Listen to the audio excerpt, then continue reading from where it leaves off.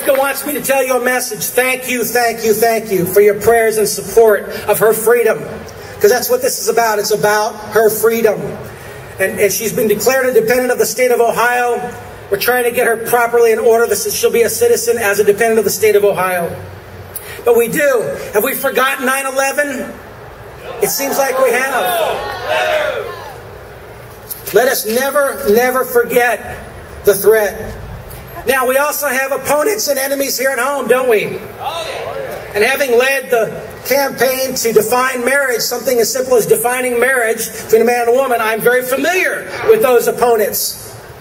Those that have no respect for life, for marriage, for family, or basic standards for decency. I'm very familiar with them. As Malcolm Muggeridge says, these are people who have been educated into imbecility.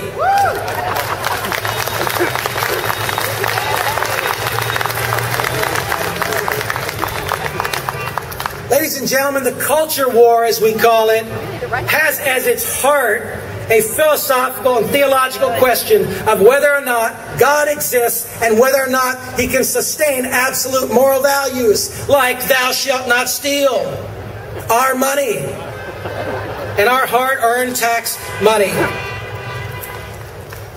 If we do not understand and fully defend what is right and wrong, then there is no right or wrong. What's the big deal?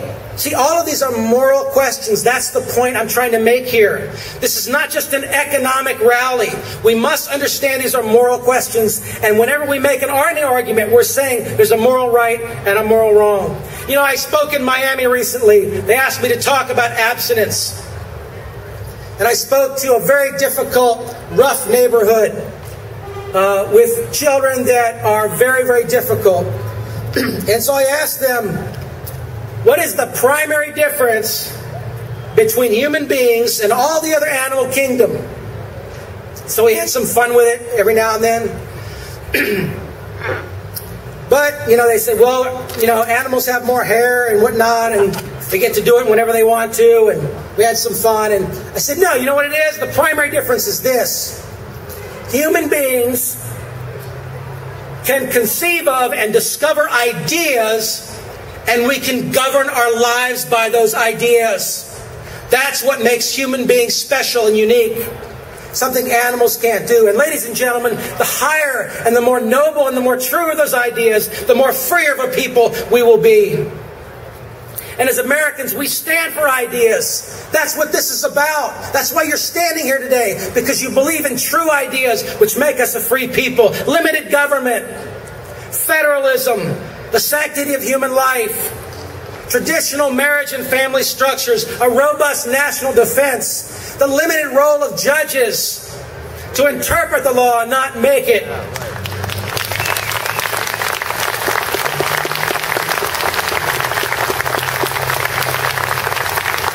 Free markets, decentralized decision-making, and one nation under God. These are the ideas that have made our country what it is, and they are all under attack.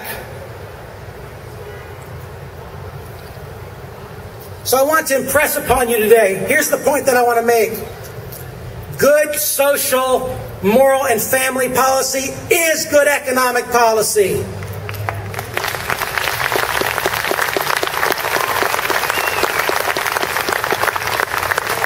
Good social, moral, and family policy is policy which maximizes legitimate human freedom. In Florida, we spend $1.9 billion a year. $1.9 billion right here in Florida of your tax dollars go because of family fragmentation as a result of divorce and unwed childbearing. When we work to strengthen marriages, when the Florida Family Policy Council, Nathan Dunn, our advocate up here, when we strengthen families and marriages, we reduce the need for higher taxes and for larger government. As the family breaks down, government must come in and take that social net. When families stay together and strong, it lessens the need for government's intrusion in our lives and in our pocketbooks.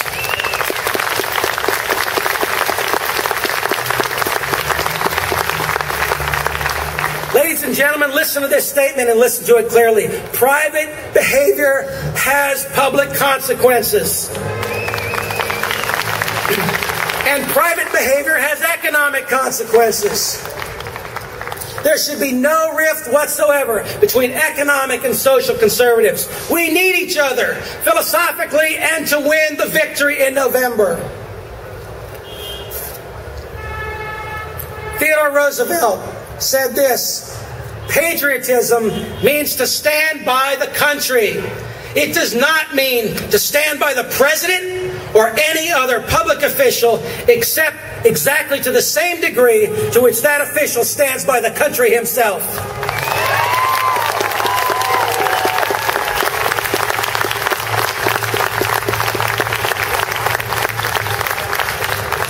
And I leave you with this closing thought for encouragement. We must be steadfast. We must be not emotionally swayed by the victories. You know, I'm done. I'm done. You know, when we win, we're all great. Everything's wonderful. And then when we lose, we're depressed. We must get beyond that kind of an emotional response. We must be committed and called to our country to do what's right, irrespective. Mother Teresa said it best. It's not for us to be successful. We need to be faithful, and faithful to the end.